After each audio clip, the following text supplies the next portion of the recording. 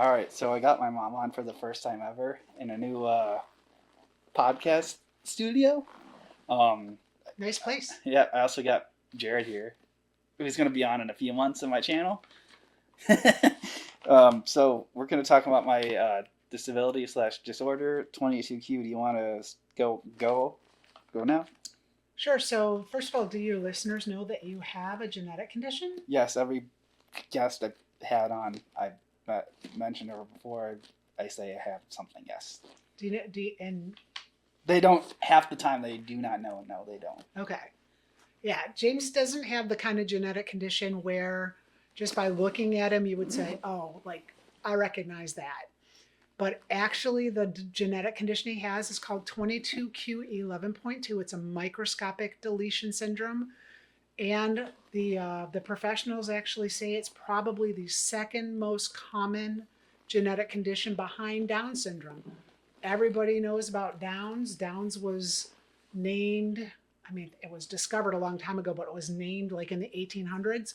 22q, it was like the 1980s before it was actually recognized as a syndrome, as a condition. You said you had me tested at birth because you told me this story once. Held me underwater or something. Okay, that sounds really bad the way you just put that. So, when I was thinking about this earlier today, and honestly, my first clue that something might be a little off was when I was about 7 months pregnant. I stopped feeling you move. And I thought something was wrong. So like first time mom, I freaked out and I go to the doctor and they're doing an ultrasound and they're like, no, yeah, he's moving, he's good, but there's a lot of amniotic fluid. So it turns out one of the very common conditions associated with 22q is their eating and swallowing disorders, and babies swallow and drink the amniotic fluid. Well, you weren't drinking enough amniotic fluid. So I had so much amniotic fluid, I couldn't feel you move. So, I mean, this is in hindsight because at the time they're like, yeah, that's weird. But, we went on and had a very normal delivery, 12 hours of labor. But we were discharged in less than 24 hours, but we were back in the hospital about 3 days because I couldn't get you to eat. And then the reason we went to the ER was at one point I was trying to get you to eat and you weren't eating, and I couldn't wake you up. Yeah, like you were laying flat and I that's couldn't when wake you you up. told And me. that's when I ran I didn't hold you underwater. I ran your head. And you said the nurses said you were just really close or whatever they call that. They're like, they're there, Amy. Newborns sleep a lot. I'm like, okay, but I held his head under running cold water and he didn't wake up. Do they sleep that much? Because I don't think they do. And that was my first. They did a spinal tap on you. They kept you for like 3 days. At that time, we were at Royal Oak Beaumont. At that time, they didn't have, like now if you go stay with a kid in pediatrics, they've got a nice like couch that converts to a bed. I had a wooden chair. That was what I had in your room, a wooden chair. 3 days after delivering a baby. I know the moms out there can feel, go ahead and sit on a flat wooden chair for 3 days after you delivered a baby. I ended up needing medical care for that. But they discharged you. They're like, he's fine. And no, you weren't. You weren't like the first 3 months, 4 months of your life, I couldn't get you to eat. Every time you ate, you just puked a ton back up. So it's reflux, hyperemesis and like projectile vomiting. Yeah, I was about to say, we got stories about that. Yeah, a lot of stories about that. You kept getting like respiratory issues. I ended up at a pulmonologist out in Ann Arbor, and he decided he was going to do a scope. So he did a scope on you, and and he's like, oh, his trachea collapses whenever he's laying down. So that's what's going on here. Is like you weren't sleeping, you were passed out, you were unconscious. That's why you wouldn't wake up. So we found that out when you were like 4 months old. But the day we had the scope, after that scope, you spiked a fever. It was at least 105. My thermometer only went up to 105. So we ended up back in the emergency room at Mott's Children's Hospital. They hooked you up. The thing that was made it so hard to figure out was when you were waking up right, you were fine. But the minute that I laid you down to feed you, your trachea would start to collapse, and then you would pass out, and then I couldn't wake you. So you were sleeping like 22 hours a day. Again, that brings us to it manifests in a couple hundred ways, and this is right. So 22q can manifest in like 200 ways. So it's called a spectrum disorder.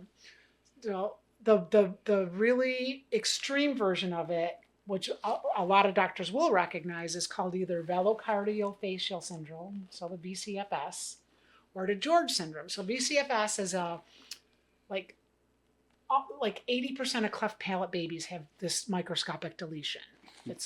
That's one of the things. You told me that's one of the things that like the TV show House went over. Right. They did a case on 22q on House. It was more like you, without all of the classic markers. So if you were born with a cleft palate issue, they probably would have found this really fast. Or the other thing is like 60% of babies born with heart defects, it's linked to velocardial or to DeGeorge. Okay, you didn't have the heart issues and you didn't have the cleft palate. You have a really narrow palate, but you didn't have the cleft palate, so that wasn't obvious. Failure to thrive is another one. Well, you probably would have had failure to thrive syndrome, except you had a really obsessive mom who, like, I would feed you 4 ounces and you would spit up 24 ounces. So then I'd wipe it all up and I'd feed you again. Like, damn it, you were going to eat. Like, so you didn't fail to thrive. That's where they thought, the nurses thought you were. They thought, yeah, they're there. New babies sleep a lot. Okay, not 22 or 23 hours a day, and not when you run their heads under cold water. But go ahead, pat me on the back again. But yeah, when you spike that fever, at 4 months when we did that scope and we saw you had tracheal malacia, your trachea would collapse whenever you were laying down. The crazy high fevers, that's like a James thing. It has been like, if you get I've a fever, had pneumonia like 7 times. You've had pneumonia like 7 times. When you get a fever, it's never like, oh, it's 99. No, it's like dramatic. 104 and 105 fevers. A lot of people with fevers that high would go into seizures. That's not you. You did, but yeah, you were in scary high fevers. My seizures are stress delays. Yeah, he has epilepsy, which he didn't develop till he was 16, actually. And they are triggered by stress. It's true. But what they admitted you to Mott's Children to do a sleep study on you. And 90 minutes into the sleep study, they pulled the plug and said, okay, this kid desaturates into the 60s when he falls asleep. So the nurse that explained it to me told me, like, if you were drowning and you were under the water for about 2 minutes, your O2, your oxygen levels would be at about in the 60s. That's what happened every time you laid down to go to sleep. Every time. So that was the first 4 months of your life. That's what leads us into what issues / conditions have the biggest struggles. Been the biggest struggles. So when you were an infant, when we were first dealing with it, the biggest issues had to do with that reflux again. And we figured out things like the Playtex had come out with like a bent bottle at the time was perfect for you. I needed to keep you upright when I fed you, and that helped a lot. I still laid down beach towels around the chair because you were still going to throw up, but it helped you to be able... Jared remembers this too as growing Well, Jared up. was pretty little at the time too, but there was one time where we were visiting Aunt Julie, and you threw up, you projectile vomited, and it hit the dog, and we didn't realize. And days later, your Aunt Julie is trying to figure out what that smell is, and it was that you puked on the dog, and the dog smelled. So those were good times. Those were very good times. So when we left the hospital from Mott's, when you were 4 months old, you needed to be on oxygen whenever you slept. So... which is, again, at that time you were still sleeping like 21 hours a day. That was a lot of time on oxygen. But that hasn't changed. I still sleep like 15 hours. You sleep a lot. You do. But we had an oxygen concentrator, this huge machine. It was like 4 feet tall and 3 feet wide. And Julie would figure out if I forgot one of those too. Well, when I would leave, if I wasn't home with you, we had to have tanks, oxygen tanks. And the tanks were like right now, today, if you needed this, we could get you a little oxygen concentrator that like people carry like a duffel bag. So people that need to be on oxygen, if they're serious enough, we didn't have that for you. So whenever I'd leave the house, I had to have 2 big oxygen tanks with me. And these tanks are like, again, they're like they weighed like 30 pounds each. So I've got my baby carrier with my baby and my 2 oxygen tanks and everything I need. I ended up in physical therapy from carrying the shit around that was necessary just to like go to the grocery store with you. And by the way, at the time, Dad was in the Navy when we conceived you. He was in Boston. He was supposed to get reassigned to Detroit, but at the last minute, they're like, nope, you're actually going to Chicago. This was before like some of the healthcare laws changed. Pregnancy was considered a pre-existing condition, so I couldn't leave the job I was at, or else the pregnancy wouldn't be covered. So I took a job in Michigan because we thought he was coming to Michigan, and I needed to stay at that. Then you were born and you had these health issues. I couldn't leave because your health issues were a pre-existing condition. So we're in Michigan, Dad's in Chicago. So I was single mom in it through all this as well. So yeah, the first things you manifested with, and again, you weren't diagnosed with this till you were 4. Even the way you were diagnosed was totally random. So the doctor that I was treating with when I had you, my OB-GYN, you were the first baby born the day she opened her own private practice. So she had left the group she was with. She'd opened her own practice. I went into August 1st, 1996. I went into labor that day. So she hadn't even seen a patient in her practice yet, but she delivered Jill. I was at an appointment 4 years later, pregnant again, by the way, at that point. I had another kid at home. It was our second son. And she asked me how you were doing because she always remembers you because you were the first baby she delivered in her private practice. I'm like, oh, he is so cute. You know, we've got him in glasses now, and that's helpful. He's got these cute little mismatched ears we got on clearance, and that's what I used to laugh about because your ears don't fold the same way. And she said, you know, that can be a sign of a genetic condition. Have you had him tested? So it was my OB-GYN who pointed us to getting you genetically tested. We went through, I can't remember which one got it right. We went through both Mott's and through Beaumont because Beaumont has you genetically. I want to say we did Mott's first. The test they ran, there's a very specific test you need to run to find this. It's a FISH test. They didn't run that test. They ran these other tests and they're like, yeah, don't know, everything's fine. Well, by then I'm already pursuing a second opinion. They ran the FISH test and that's when they came back and said, oh, it's this 22q deletion. I'm like, okay, well, what is that? I never heard of it. Second most common genetic condition ever, and I never heard of it. So I was working. I got a question. How is it the second most common and most people never hear of it? Because it can be so mild that you have almost nothing, or it can be so severe that you're born with an open cleft palate and a huge heart defect. It can be anything. And I don't have the heart. You don't have the heart. You have an innocent murmur. Your heart's fine other than that. You have a really narrow palate. Your teeth came in goofy, so that can be part of it too. That's why I had braces for so long. Yeah, you're like when your teeth, your adult teeth start coming in, they were coming in like places where teeth don't come. Like, what is going on there? So yeah, we had to have some teeth pulled and it took like 8 years with braces. At this, I just had my root canals pulled too. So yeah, your wisdom teeth we just did your wisdom teeth last month. Yeah. So yeah, it was kind of at the time I was working for Beaumont and I had friends that worked in the medical library and I'm like, can you help me understand what this condition is? So they were pulling medical journal stuff for me and things. Eventually I found this super helpful sheet. I actually have it in this folder. Let me reach it. I'll get it for you. So it's called the Velocardial Syndrome Specialist Fact Sheet. So this one has 188 of the conditions. You don't have to list them off. I won't list them all, but this became my Bible. So first of all, every time we go to the doctor, they always ask. I bring a packet when we go to a new doctor, because I will tell you that from the geneticists know what this is. So if the specialty, the subspecialty clinic at Beaumont, but what any other doctor I go to has never. Especially since I've turned 26, I've always got a new doctor. You always have to explain to them. But even well before that, if whatever. There, I understand when I was doing a little research. I understand there is a clinic out of Philadelphia that specializes in this deletion syndrome. But we're not in Philadelphia. We're not in Philadelphia, and they didn't become a specialist in this. Like, it was more recently than 1996 when you were born. But I haven't found a place in Michigan that specializes in that. And the way you have to treat this is I have to figure out how your condition is manifesting and then find a specialist. Then I have to explain to the specialist just like how condition you have. What you're describing, how I got epilepsy pretty much. Right. Like the neurologist that we treat with now. Yeah. he has 22q, and I looked, and oh, look at that. Epilepsy comes up as one of the conditions that you tend to develop typically.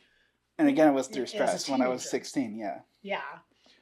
So, whenever something goes wrong with you, even to this day, I'll be like, let me go pull out my Bible and see if it's one of the conditions on the list. And pretty much every time we come up against a challenge, it ends up being something that's on the list. I've not gone through all 200 yet. You shouldn't. You won't have all 200. Honestly, there's a couple of really scary ones on there. Like one of the ones is, all right, obstructive sleep apnea. 50% of people with 22q have sleep apnea. James has a severe case of sleep apnea.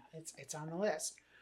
25% of people with your condition develop schizophrenia. So trust me, babe, I'm watching you.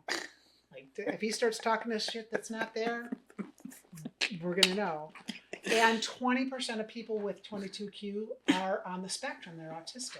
And that's what we were just talking about earlier. Yeah. Yeah. I'm highly on the spectrum. Yeah. Even Jared knows that. I mean, you're highly functional, but on the spectrum. That's where my love of, I think my love of movies comes from, isn't it? Well, Jane, you've always got something you're obsessed with. So when the first obsession you had was Matchbox cars, and you used to just take them, you'd have, 100, 150 of them, and you'd line them up by color.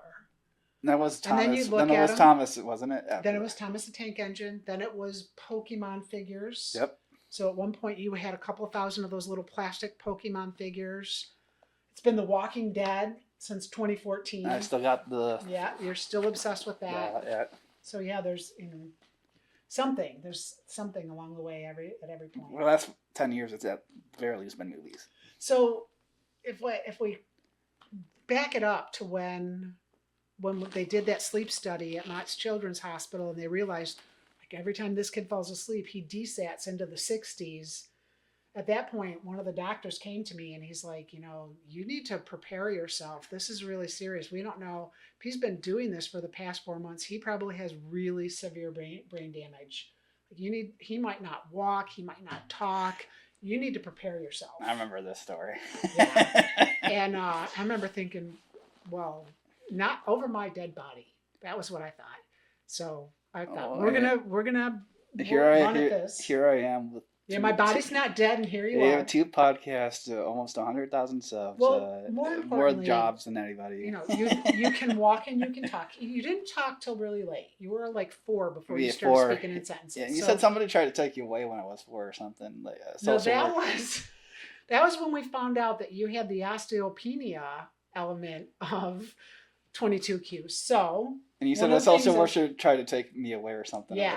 Well, there was a couple of colorful things. So 5 days apart when you were 4, you fell and broke 4 bones in 5 days. Yeah, I know you remember that. You fell and broke both bones in one arm and got a cast on. And then I remember we brought you home from getting that cast on when you broke the both bones in the one arm.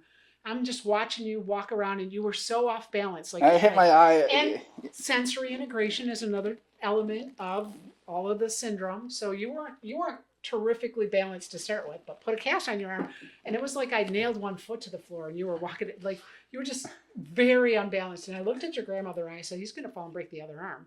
And sure enough, 3 days later, you fell and broke both. But I didn't see the first fall. I saw the second fall, and it was like from one step up on your bunk bed ladder, and it wasn't the kind of fall that should have broken a bone. I saw it. So brittle bones. Yeah, you end up with, now you got both arms in cast, and I look in the ER, I'm like, is this going to be a problem? I'm not. It's so shortcoming. They're like, no, it's probably, it happens sometimes. Well, then we get home, and like when you broke one arm, you acted like you had no arms. When you broke 2 arms, you acted like you had no broken arms. You were fine. So you get home and you're all happy. You were spinning in a circle in the living room, and you stopped and you went clunk, clunk with these casts. And you gave yourself 2 black eyes. That's it. I'm gonna miss you so much when they come take you. Nobody ever came, but I was worried about it. No, but what you were talking about. Okay, so we figured out you have the osteopenia. We treated for like 5. It took 5-6 years to get your bone density back in the normal range. That's why I take calcium. That to this day you take you don't process calcium the way you should, so we give you extra calcium. But I I had you for your checkup with the bone doctor, who was a great doctor, loved him. His name was conveniently Dr. Bone. How good is that? You mean right? You mean Pops? No, Pop was your PCP. Dr. Bone was he was actually an endocrinologist, but he would treat bone density issues in kids your age. He found out I had you in karate, and I had you in karate because you also had these balance issues and you needed to build muscle. Your muscle tone was really, you have hyperextensive joints and hypertonia. So I used to call you Noodle when you were a baby because you were just soft and floppy like a wet noodle. So he found out you were in karate, and he told me he threatened to call social services on me for putting a kid with your conditions in karate. Well, the karate teacher was a former high school classmate of mine. Mr. Johnson, right? Right. Yeah. Yep. So we weren't letting you get hurt in karate. But I said to that doctor, it was the first time I've said this to a doctor, but I've had to say it more than once. You look at him and all you see is his bones. I have to raise the whole James. At that time, we still were calling you Jimmy. I have to raise him as a whole child, all of Jimmy. He needs to be able to do that. Aunt Maria still calls me Jimmy. A lot of people still call you Jimmy. Jared still calls you Jimmy. Yeah. I've worked on calling you James because you told me that's what you prefer. So yeah, there's a couple of times where I was a little worried that social services was going to come. So we're coming up on the time. Is there any final things, like you said, this last one, some points about 22Q? You got to remind me what it was. So yeah, like again, when I researched it, the earliest reportings of a 22Q as a syndrome was in the 80s. So when you think about it, you're born in 96, it's only been 15 years. You still don't see people doing like 22Q walks, right? Getting you through school. If you can put dys in front of it, dyslexia, dyscalculia, dysgraphia. Speaking of school, we're about to start college now. Yeah, I mean, the fact that you're going to college, the fact that you graduated high school with a diploma, not a certificate, like you defied the odds. I mean, we had labels on everything in the house, trying to teach you sight words when you were like preschool and kindergarten. So, my second born, Eddie, comes behind you. And at 2 years old, Eddie's reading because everything in our house is labeled. This is a cup. This is a cupboard. This is the floor. This is a cabinet. This is the table. Eddie picked it up like that. No problem. You still weren't picking it up yet. But eventually you got there. You can read.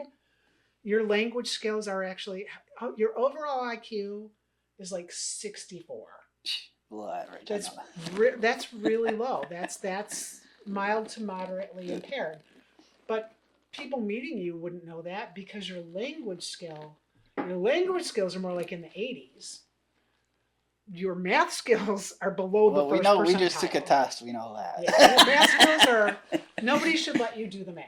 Yes. Someone else needs to do the math. Yeah, Everything from anticipating when your car's getting run out of gas to understanding how much money you have in your wallet and how, those are things that are just, they're beyond, you need assistance and support with that. And we're still working on that till this day. We will continue to, that's what we're pointing ourselves at right now, is that on time. The last, you had a job and they got upset with you because they didn't like the way you were timing your breaks. Well, you don't understand how time works. Yeah. You cope with it beautifully. If you know you've got to be someplace and you work in 1 hour increments. If I've got to be there by 2, I either have to leave at 12 or 1. There's no 1:15 if it's 45 minutes away. And that's fine. That's a great coping technique at work. You are a highly functional adult who is doing a great job, and that's because we just got to figure out what are we pointing ourselves at and how do we solve it. All right, well, unless you have anything more to say, we're going to do like 2 or 3 parts of these. I feel like we should do some more parts. I think there's a lot of families out there with kids who they just learned about the 22Q or they're navigating through, and it's hard to find a support network out there, but we're into the adulthood part of it, and I think you've got a lot you could share. Thanks for coming on. Well, I'm glad to have the conversation with you. Yep. And for the record, super proud of you. All right.